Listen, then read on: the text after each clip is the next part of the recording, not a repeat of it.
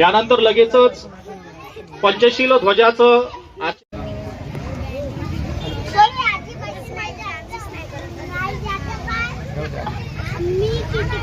पंचशील ध्वजाचा पंचशील ध्वजाचा पंचशील ध्वजाचा यानंतर आजच्या कार्यक्रमाचं धम्मध्वजाचं ध्वजारोहण करण्यासाठी मी या ठिकाणी आमंत्रित करीत आहोत सौ रत्नाबाई राजू इंगोले यांना. त्यांनी यावं व आजच्या कार्यक्रमाचं धम्मध्वजाचं ध्वजारोहण करावं.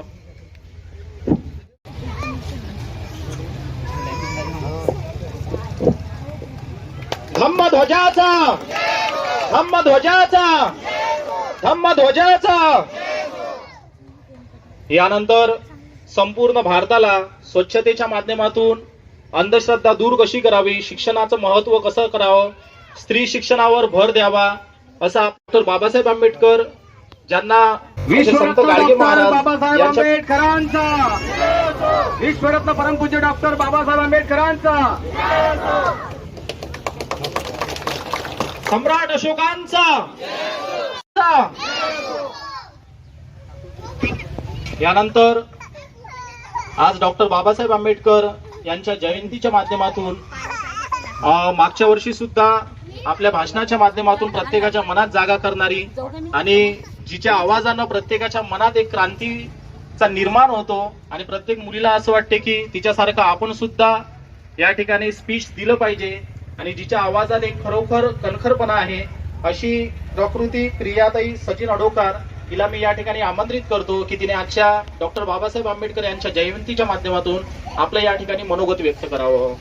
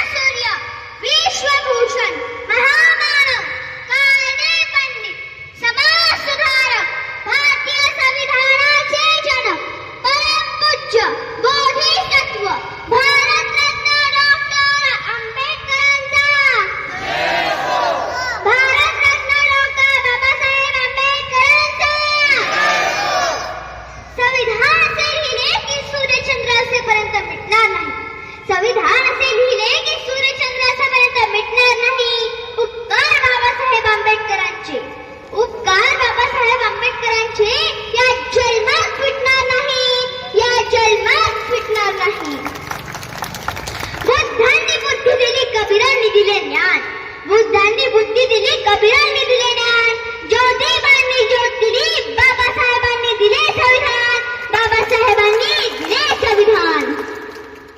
जगाला शांतीचा संदेश देणारे महागरुणी तथागत गौतम बुद्ध, बहुजनांचा आधार क्रांतीसूर्य महात्मा ज्योतिराव फुले, क्रांतीची धगधगती मुशाल क्रांती ज्योती सावित्रीबाई फुले, आरक्षणाचे जनक जाणता राजा लोकराजे राजर्षी छत्रपती शाहू महाराज, विश्वातील सर्वोत्तम संविधान लिहून प्रत्येकाला प्रगतीचा वाटा खुली करून देणारे भारतरत्न डॉक्टर बाबासाहेब आंबेडकर आणि ज्यांनी क्रांती केली, इतिहासामध्ये विचार पेरले अशा सर्व महामानवांना मी प्रकृती प्रिया सचिन अडोकार या सावित्रीच्या लेखीचे त्रिवार वंदन. इथे उपस्थित असलेल्या सर्व भीम कन्यांना व भीम सैनिकांना माझा क्रांतिकारी जय भीम, जय भीम.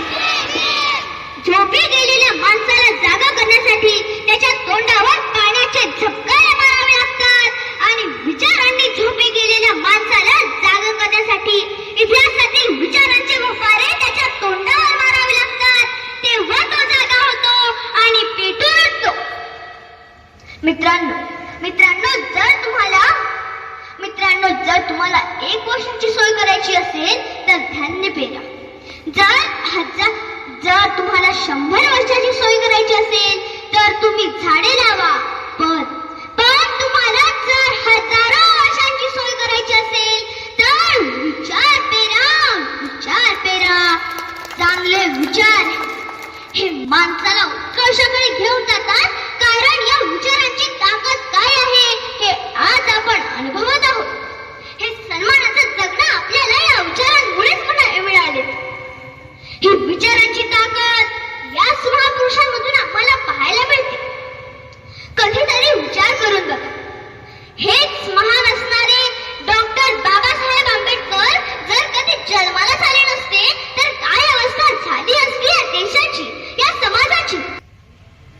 आज आपण डॉक्टर इंजिनियर सहजासहजी डॉक्टर इंजिनियर कलेक्टर वकील झालो नसतो, आलिशान बंगल्यात फिरू सुद्धा शकलो नसतो. ते शक्य झालं ते फक्त आणि फक्त डॉक्टर बाबासाहेब आंबेडकरांमुळेच. मित्रांनो, आपल्याला हजारो वर्षापासून बर्बाद करणारे विचार हे डॉक्टर बाबासाहेब आंबेडकरांनी केव्हाच रायगडाच्या पायथ्याशी पेटवून दिलेले होते. पेटवून दिलेले आहेत. आपल्याला या दलदलीतून बाहेर काढण्यासाठी त्यांनी खूप हान अपयश सहन केले आहेत. तेव्हा कुठे हे माणसासारखं जगणं आपल्या वाट्याला आलं. कधीतरी पुस्तकाची पान चाळून पहा की या महामानवाने आपल्यासाठी किती संघर्ष भोगला आहे. बाबासाहेबांचे गुरु महात्मा ज्योतिराव फुले यांच्याविषयी मी तुम्हाला एक प्रसंग सांगू इच्छिते. उन्हाळ्याचे दिवस होते. रखरखत्या उन्हात सूर्य आग उगत होता.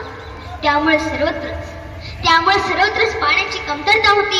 अशातच अनेक ठिकाणचे गावाबाहेर पाण्याचे नैसर्गिक झरे हे आटलेले होते. दलितांना पिण्याच्या पाण्यासाठी वळवळ फिरावे लागत होते.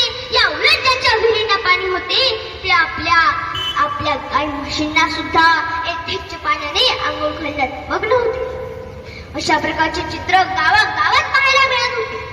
दलित जेव्हा पिण्याचे पाणी द्या अशी विनंती करायचे तेव्हा त्यांना तासनतास उभे राहूनही कधीतरी थंडाभर किंवा ओंजळीत पाणी ओतून द्यायचे. काही ठिकाणावरून तर त्यांना मारहाण करून हाकलून दिले जायचे. का तर ते पिण्याचे पाणी द्या अशी विनंती करीत होते म्हणून. तहानेने मुले कसावीस व्हायची. पाणी पाणी करून जेव्हा आई वडिलांना आत हाक द्यायचे तेव्हा ती स्वतःची हतबलता पाहून नशिबाला दोष देत राहायची. असेच एकदा दलित वस्तीतील 4-5 वर्षाच्या सागरला तहान लागली आणि तो आईकडे पिण्याच्या पाण्यासाठी आग्रह करू लागला. तेव्हा त्याच्या आईने घरातील रिकाम्या भांड्याकडे पाहिले व धाडस करून मुलाला गळ्यावर घेतले आणि गावात आली. त्याच वस्तीतील अनेक जण हे पिण्याच्या पाण्यासाठी गावाच्या दिशेने येत होते. त्यांनी अनेकांजवळ खूप विनवण्या केल्या पण पाणी मिळेना. सागरने तर रडून आकांत मांडला होता, तोही फक्त पिण्याच्या पाण्यासाठी. काहीतरी विचार करून त्याच्या आईने स्वतःच्या व सागरच्या डोळ्यातील अश्रू पुसले. थांब बाळा, पाणी देते हा तुला. तशी ती जवळच गाय धुणाऱ्या एका व्यक्तीकडे गेली व पाणी द्या अशी विनंती करू लागली. तेव्हा तो व्यक्ती रागाने ओरडला, ए बाई, हो ना, नाही तर बादलीच खाली तुझ्या टाळक्यात.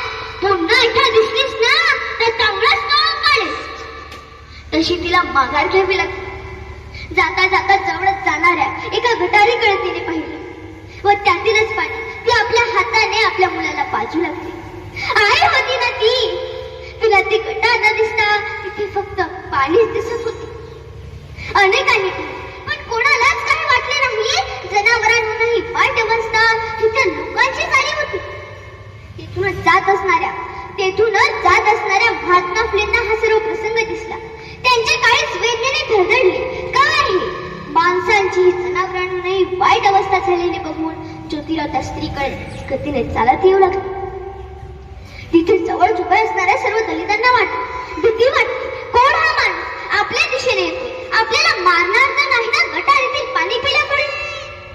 त्या घाबरलेल्या चेहऱ्यांच्या लोकांकडे पाहून ज्योतिराव म्हणाले, पाणी हवे ना तुम्हाला? या माझ्या मागे, मी देतो तुम्हाला पाणी. पण कोणालाच यावर विश्वास बसेना. कोण हा माणूस आपल्याला पाणी देतो असं म्हणतो?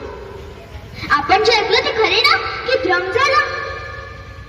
कोणीच जागची हल्ली नाही. ज्योतिराव पुन्हा ते लोकांना म्हणाले, घाबरू नका, मी तुम्हाला पिण्यासाठी पाणी देणार आहे, तेही पोटभर. या माझ्या सोबत, या माझ्या मागे. तेव्हा सर्वांनाच पाणी हवेच होते. उष्ण अवसान आणून ते घाबरत ज्योतिरावांच्या मागे जाऊ लागले. ज्योतिराव स्वतःच्या घरात गेले आणि दीनदलित पाण्याची वाट पाहत बाहेर उभे थांबले. जेव्हा ज्योतिरावांनी त्यांना बाहेर उभे असलेले पाहिले तेव्हा ज्योतिराव म्हणाले, बाहेर का उभे आहात? या ना घरात. तेव्हा कोणीच घरात जायची हिंमत केली नाही. त्यातीलच एक म्हणाला, नाही जी, आम्ही इथेच थांबतो. मालक, तुम्ही पाणी देता ना? तेव्हा ज्योतिरावांनी शेवटी हाताला धरून त्यांना आग्रहाने घरात घेतले आणि आणि पोटभर आणि हंडाभर पाणी पहिल्यांदा सर्वांनाच प्यायला दिले. सर्वांचा आत्मा तहाने तृप्त झाला. आज आपल्याला देवाचे दर्शन झाले असे सर्वांना वाटू लागले. काय हा महात्मा माणूस आहे हो. ज्योतिराव सर्वांना उद्देशून म्हणाले, तुम्हाला जेवढे पाणी हवे तेवढे या हौदातील घेऊन जाऊ शकता. कोणालाच कधी विचारायची गरज नाही. महात्मा फुलेंच्या या प्रेमळ वागणुकीने व मनाच्या मोठेपणाने सर्वांच्या डोळ्यात आनंद अश्रू उघडले. काहींनी तर त्यांचे पाय धरायचा सुद्धा प्रयत्न केला. खरंच माणसांमध्ये देव बघणारे ज्योतिराव हे आज त्या दीनदलितांना देवासारखे दिसत होते. तहानलेल्यांचा ज्यांनी तृप्त केला आत्मा, तहानलेल्यांचा ज्यांनी तृप्त केला आत्मा, म्हणून नाव त्यांचे पडले महात्मा, म्हणून नाव त्यांचे पडले महात्मा. अशा प्रकारचे चांगले आधुनिक विचार असणाऱ्या महात्मा फुलेंना बाबासाहेब आंबेडकरांनी आपल्या गुरुस्थानी मानले. डॉक्टर बाबासाहेब आंबेडकर यांच्यावरती लिहायला, वाचायला, बोलायला आणि विचार करायला जगातील तमाम विद्वान जरी एकत्र आले तरी बाबासाहेबांच्या विद्वत्तेची बरोबरी होऊ शकत नाही.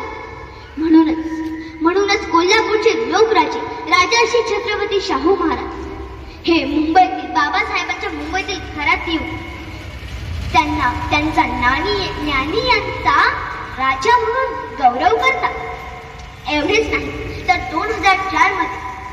2004 मध्ये अमेरिकेच्या कोलंबिया विद्यापीठाला 250 वर्ष पूर्ण झाली होती. आणि या निमित्ताने या विद्यापीठातून कोण कोण शिकून गेले यांची त्यांनी यादी बनवली. त्यात विचारवंत होते, शास्त्रज्ञ होते, काही देशांचे राष्ट्राध्यक्ष सुद्धा होते. अशी विद्वानांची त्यांनी यादी बनवली आणि ही यादी खूप मोठी झाली. म्हणून त्यातील 10 लोकांची वेगळी यादी बनवली आणि त्यातील पहिल्या नावात आणि त्यातील क्रमांक 1 ला जे नाव आलं होतं ते नाव कोणतं होतं? ते नाव होतं भारतरत्न डॉक्टर बाबासाहेब आंबेडकर यांचं. आणि म्हणूनच त्या कोलंबिया विद्यापीठाच्या परिसरामध्ये बाबासाहेबांचा 35 फुटी पुतळा उभारला. आणि इतकेच नाही तर त्या खाली लिहिले, the symbol of knowledge doctor Babasaheb Ambedkar. आज बाबासाहेब आंबेडकरांचा, बाबासाहेब आंबेडकरांचा. आज खातो तो भाग, घेतो तो श्वास, भीमा तुझ्या जन्मामुळे, भीमा तुझ्या कार्यामुळे, उद्धारली कोटी कुळे, भीमा तुझ्या त्यागामुळे, भीमा तुझ्या त्यागामुळे. जेव्हा बाबासाहेब आंबेडकर हे इंग्लंडला उच्च शिक्षणाला गेले होते तेव्हा त्यांना तिथे खर्च करण्यासाठी पैसे नव्हते. अशातच बाबासाहेब जेव्हा अभ्यास करत असताना त्यांना रमाईची तारा भारतामधून त्या इंग्लंडला येते आणि त्या ताऱ्यामध्ये लिहिलेले असते, साहेब गंगाधर आजारी आहे, त्याला बरं करण्यासाठी पैशांची तरतूद करा. साहेब गंगाधर आजारी आहे, त्याला बरं करण्यासाठी काहीतरी पैशांची तरतूद करा. आणि त्यावेळेला बाबासाहेब हे एक पावाचा तुकडा खाऊन अभ्यास करत होते. आज आपण आपल्या ताटामध्ये जेवल्यानंतर सुद्धा किती 1-2 पावाच्या तुकड्यापेक्षा जास्त अन्न शिल्लक राहते. आणि त्यावेळेला बाबासाहेब आपल्यासाठी, भावांनो, आपल्यासाठी बाबासाहेबांनी तेव्हा उपाशी मोठे दिवस काढले. आणि बाबासाहेबांकडे जेवायला सुद्धा पैसे नव्हते. यावेळेला बाबासाहेबांना खूप दुःख होत होते. बाबासाहेब रमाईला उलटतर पाठवतात आणि बाबासाहेब म्हणतात, रमाई गंगाधर जायचं असेल तर जाऊ दे. त्यावेळेला माता रमाईच्या लक्षात येतं की बाबासाहेब इंग्लंडमध्ये खूप कष्टात आहे, त्यांचेही तिथे खूप हाल होत आहे. आणि रमाई माता सकाळी पहाटे उठायच्या, शेण गोळा करायच्या, त्याच्या गवऱ्या थापायच्या आणि त्या बाजारामध्ये विकायच्या. आणि त्याने मिळालेले पैसे हे या भारतामधून त्या इंग्लंडला बाबासाहेबांच्या शिक्षणासाठी पाठवायच्या. स्वतःचा मुलगा गेल्याचं दुःख न करीत बसता रमाईने बाबासाहेबांच्या शिक्षणासाठी मदत केली. करून जीवाचे रान दिला सर्वांना समतेचा मान. करून जीवाचे रान दिला सर्वांना समतेचा मान. अशी भीमरावांची शान. भल्या भल्यांची झुकते मान. भल्या भल्यांची झुकते मान. दलितांची तलवार होऊन गेली. दलितांची तलवार होऊन गेले. अन्यायाविरुद्ध प्रहार होऊन गेले. होते ते एक साधे रत्न. होते ते एक साधे रत्न. पण या जगाचा कोहिनूर होऊन गेले. पण या जगाचा कोहिनूर होऊन गेले. बाबासाहेब होते म्हणूनच गावाकडच्या वस्त्या गावात आल्या. बाबासाहेब होते म्हणूनच माणसाला माणूस पण मिळालं. बाबासाहेब होते म्हणूनच उपेक्षितांना न्याय, हक्क आणि अधिकार मिळाला. आणि बाबासाहेब होते म्हणूनच देशाचं, बाबासाहेब होते म्हणूनच संविधान लिहिलं गेलं. म्हणून मी म्हणेन की भीमराव ने हमें बलवान बना डाला. भीमराव ने हमें बलवान बना डाला. हटा न सके कोई ऐसी चट्टान बना डाला. इस नए युग की एक पहचान बना डाला. इस हवा के झोंके को भी, इस हवा के झोंके को भी तूफान बना डाला. तूफान बना डाला. रुतबा मेरे सर को तेरे संविधान से मिला है. रुतबा मेरे सर को तेरे संविधान से मिला है. ये सम्मान भी मुझे तेरे संविधान से मिला है. गैरों को जो मिला है मुकद्दर से मिला है. गैरों को जो मिला है मुकद्दर से मिला है. मुझे तो मुकद्दर भी मेरे बाबा साहेब अम्बेडकर के संविधान से मिला है. बाबा साहेब अम्बेडकर के संविधान से मिला है. बाबासाहेबांनी समाजातील प्रत्येकाला एक मंत्र दिला. शिका, संघटित व्हा आणि संघर्ष करा. बाबासाहेब म्हणतात 100 दिवस शेळी सरकत जगण्यापेक्षा एक दिवस वाघ म्हणून जगा. बाबासाहेब म्हणायचे शिक्षण हे वाघिणीचे दूध आहे आणि जो कोणी हे प्राशन करेल तो गुरगुरल्याशिवाय राहणार नाही. तो गुरगुरल्याशिवाय राहणार नाही. सागराचे पाणी कधी आटणार नाही. सागराचे पाणी कधी आटणार नाही. भीमाची आठवण कधी मिटणार नाही. अरे एक जन्म काय, अरे एक जन्म काय, 1000 जरी जन्म घेतले तरी डॉक्टर बाबासाहेब आंबेडकरांचे उपकार काही फिटणार नाही. उपकार काही फिटणार नाही. हवा वेगाने नव्हती, हवेपेक्षाही त्यांचा वेग होता. हवा वेगाने नव्हती, हवेपेक्षाही त्यांचा वेग होता. अन्यायाविरुद्ध लढण्याचा त्यांचा इरादा अनेक होता. अशा रामजी बाबांचा लेख, भीमाईंचा लेख लाखात नाही तर जगात एक होता. लाखात नाही तर जगात एक होता. जय भीम. जय भीम. धन्यवाद. अतिशय कठोरपणे आपल्याला या ठिकाणी प्रकृती प्रिया सचिन अडोकारीने खूप चांगल्या पद्धतीने आपल्याला या ठिकाणी मनोगत व्यक्त केलेलं आहे. तर तिचं या ठिकाणी प्रोत्साहन वाढवणं आपलं हे काम आहे. तर सिद्धार्थ बुद्ध विहार मंडळातर्फे मी या ठिकाणी प्रकृतीला थोडी भेटवस्तू धनराशीच्या स्वरूपात या ठिकाणी देत आहोत. सोबतच पृथ्वीराज भाऊ गजभिये आणि सिद्धार्थ भाऊ मेश्राम यांच्याकडून सुद्धा या ठिकाणी भेटवस्तू तयार झालेली आहे.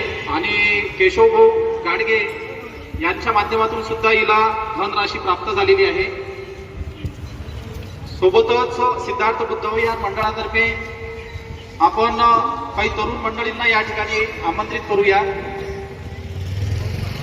आपल्या गावातील प्रथम ज्या नागरिक आहेत सौ रजनीताई गजभिये यांच्याकडून सुद्धा प्रकृतीला 500 रुपयाची धनराशी या ठिकाणी प्राप्त झालेली आहे.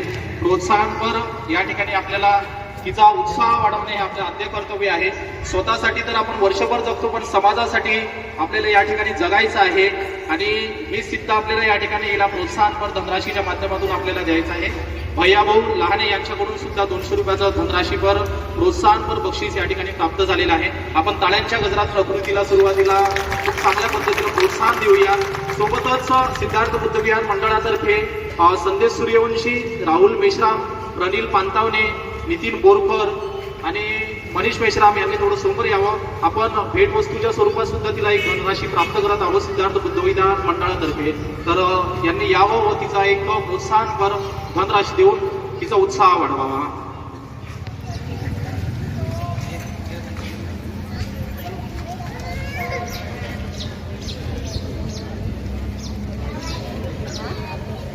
अनिकेत भाऊ सुनील नाते यांच्याकडून सुद्धा प्रकृतीला 200 रुपयाची धनराशी प्राप्त झालेली आहे.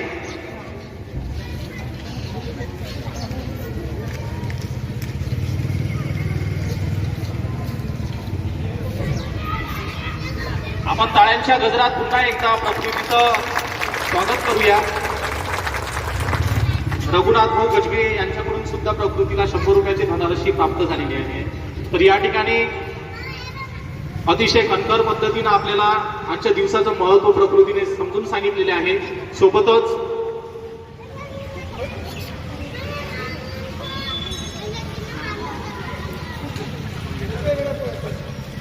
मंगेश भाऊ भडांगे यांच्याकडून सुद्धा 100 रुपयाचं बक्षीस या ठिकाणी प्रकृतीला प्राप्त झालेलं आहे. तिला आपल्याला या ठिकाणी तिच्या पद्धतीनं मनोगत बिन वाचता आपल्याला या ठिकाणी सगळ्यांसमोर प्रगट करता आलं पाहिजे.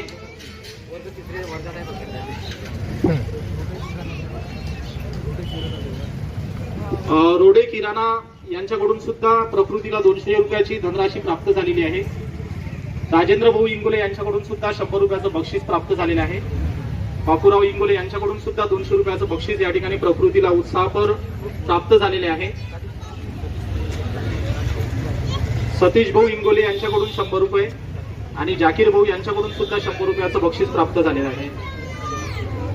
रत्नरक्षित चव्हाण यांच्याकडून भारताचं संविधान हे भेटवस्तू या ठिकाणी प्रकृतीला भेटवस्तू देत आहोत.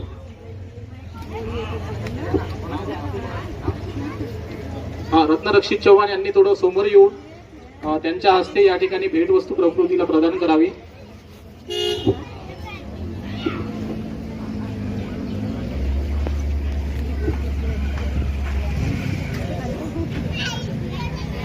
भारतीय संविधानाचा भारतीय संविधानाचा भारतीय संविधानाचा.